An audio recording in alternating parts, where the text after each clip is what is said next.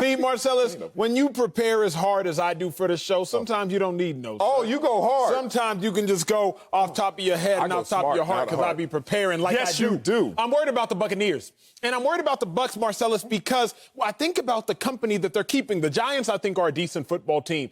The Giants, the Eagles beat by 1 point. The Cowboys beat by 3 points, and the Buccaneers, you beat that same Giants team by only 2 points. At first, I'm a little bit worried because I look at the company you keep. Where did the Buccaneers fall? But that's lazy. So why am I truly worried about this team? Because I thought AB was a luxury. It appears AB is a necessity. Oh. And that's vastly different. Oh, now you're listening. I thought Antonio Brown was a luxury for this Buccaneers team. Okay. Oh, it's just another riches. The rich get richer. Let's add to the plethora of talent they already have. But then I said, wait a second. I watched the game yesterday, and I said, they might need AB. Leading receiver, Mike Evans, 55 yards, if I'm not mistaken. Scotty Miller, he was held in check. He's typically the team's leading receiver. He's held in check. Gronk, what did he give you? 4 catches? When I looked at the team, I said, they might not have the talent that always fires. That we thought they had. But here's the real thing, and you'll get this because you played ball. The NFL is a copycat league. What did Joe Judge say before the game? He said, don't beat Tom Brady. Beat everybody else. I like that. He said, don't beat Tom Brady. Culture. He said, we can't just beat Tom Brady. He's a Hall of Famer, greatest to ever do it. So beat everybody else. And the Giants did that. When you look at the fact of Ronald Jones, he fumbled, so they sent him to the bench. Leonard Fournette, they held him in check. Miller, Gronk, Evans, all held in check. They beat everybody else. Now, if you play a better team, not the Giants, probably one of the 5 worst teams in football, that's a game that the Buccaneers would have lost. So I'm a little bit concerned when I watch that game because in the event teams can duplicate what the Giants did, don't beat Tom Brady but beat everybody else, then it appears that might be the way to beat the Buccaneers. Oh, man. Interesting take there. I don't want to go that deep into the weeds because even Super Bowl champions have questionable losses on the year. And we don't know what the Buccaneers are going to be. Who's to say that they're going to be the Super Bowl champions or not? But the point is we know that they're a contender. But even if you win it all, you have questionable losses. Look at the Chiefs last year when they lost to the Colts. Remember the Colts? Oh, that team that made the playoffs? Oh, they didn't. But the Chiefs lost to that same team by 6 points. Let's go the year prior when we could see the Patriots who lose to the Jacksonville Jaguars. Remember them? They were 5-11, lost by 11 points. How about the Detroit Lions? They've been in the playoffs lately. Oh, they lost by 16 points and still won the championship in that same year. So I don't go there. Where I go to is just a simple explanation. You know what it is.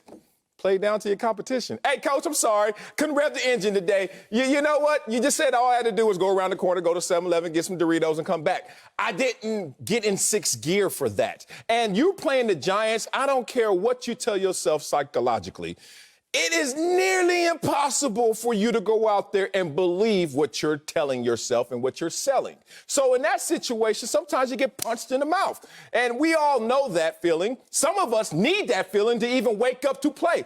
I hate it when we had to go out there and play defense first. I loved it when I saw the offense go out there just so I could see the terrain, just so I could see the speed of the game, even though I had seen it countless times. There's something about just going out there and getting punched in the mouth initially. Sometimes you need that as a wake-up call. And in this situation, I think they needed a collective wake-up call. But let's not exaggerate it. Tom Brady went out there and played a clean game, 106 quarterback rating. Just to give you a little perspective, he is the GOAT with a career 97 quarterback rating. So for Tom Brady, good game. Tom Brady this year, good season.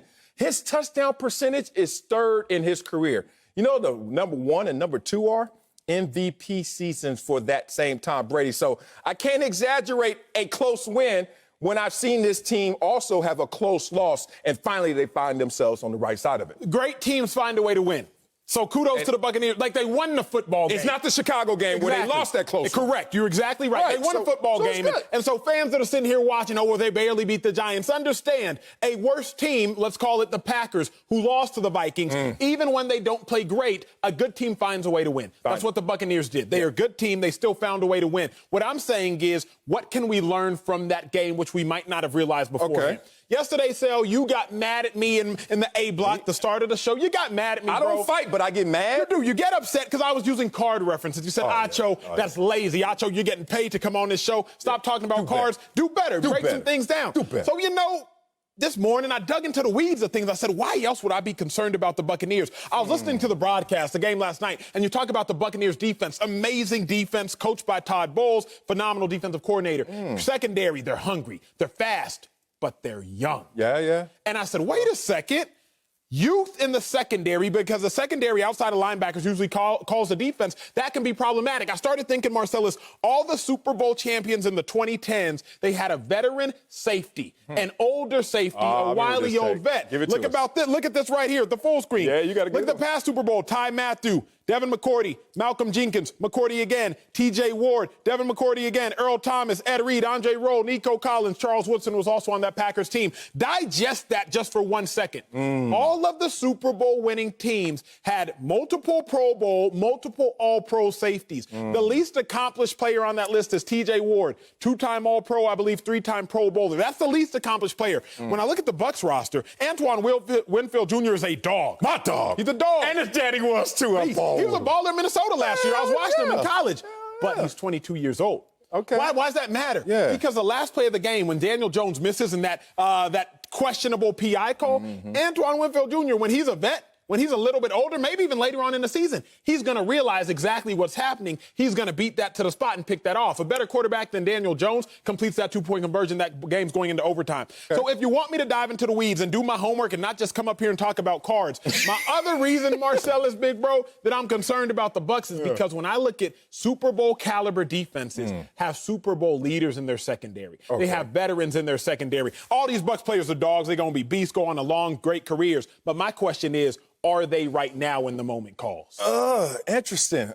Good forecast and prediction. Who knows how it turns out? Look, a young Tom Brady, who is on that team, can also talk about being a young player, first time as a full-time starter, winning a Super Bowl. Maybe he can look at that defense and say, hey, these lights are not that bright. It's actually the same voltage as any other lights that you play in any other game, so let's not magnify the moments. Maybe Tom Brady being on that roster can help a young 22-year-old understand what that moment means. But if I want to do what you did, which is not listen to the broadcast again. Damn, I didn't mean to go that far away from it. Look, you can play cards in the morning if you want to, but you wouldn't listen to the broadcast again. I didn't have to do that. I watched the game last night in real time and realized, oh, my God, they are getting beat up front. Like, you're not supposed to be able to pound the Buccaneers defense, especially in run defense, the way that was happening. Now, I've been a run defender before, and I think in my entire career, I held on to being a good run defender longer than I held on to being a good pass rusher. And in the NFL, if you don't get sacks as a defensive end and they think you have athleticism, you got to go. Gotta go. But I was still playing the run very well, but they was like, that's not what we pay you the big bucks for.